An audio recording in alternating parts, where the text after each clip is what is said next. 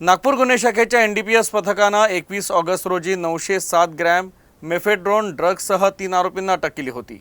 या प्रकरणी पोलिसांनी अलाहाबाद इथून माल पुरवठा करणाऱ्या आरोपीला अटक केली आहे। मात्र या तस्करी प्रकरणातील 3 आरोपी अद्याप फरार असून त्यांचा शोध सुरू आहे।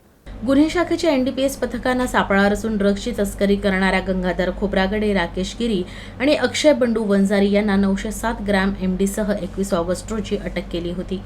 हा माल त्यांना टेकानाका येथील रहिवासी मकसूद अहमद यानं पुरवला असल्याची माहिती मिळाली होती। मात्र हा गुन्हा दाखल होताच मकसूद अचानक गायब झाला।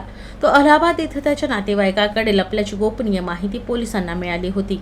त्यानंतर त्याला अलाहाबाद इथून अटक करण्यात आली। मकसूदने हे एमडी मध्य प्रदेशच्या सारंगपूर येथील रहिवासी सोहेल कडून खरेदी केल्याची माहिती पोलिसांना देण्यात आली होती। तसंच हा माल गोलू, अक्षय बोबडे आणि अल्ला रखा यांच्याकडे जाणार होता। या प्रकरणात आता त्यांनाही आरोपी करण्यात आलं असून त्यांचा शोध सुरू आहे।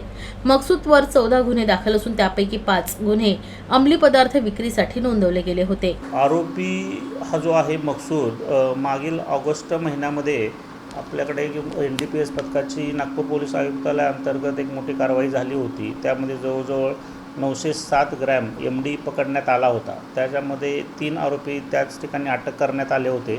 तपासात असं निष्पन्न झालं होतं की याच ठिकाणचा एक मकसूद नावाचा जो आरोपी आहे तो राहणारा नागपूरचाच आहे, परंतु सध्या काही दिवसासाठी तो उत्तर प्रदेशमध्ये अलाहाबाद या ठिकाणी निघून गेला होता आणि तिथून तो गँग त्यांची ऑपरेट करत होता। अशी माहिती मिळाल्यानंतर आपली टीम त्या ठिकाणी रवाना झाली आणि त्या ठिकाणी हा जो टेकानाक्याला राहणारा जो मकसूद आहे तो अलाहाबाद या ठिकाणी मिळून आलेला आहे। त्याला सध्या अरेस्ट करण्यात आलेला आहे आणि पोलीस कस्टडीमध्ये त्याला ठेवण्यात आलेला आहे।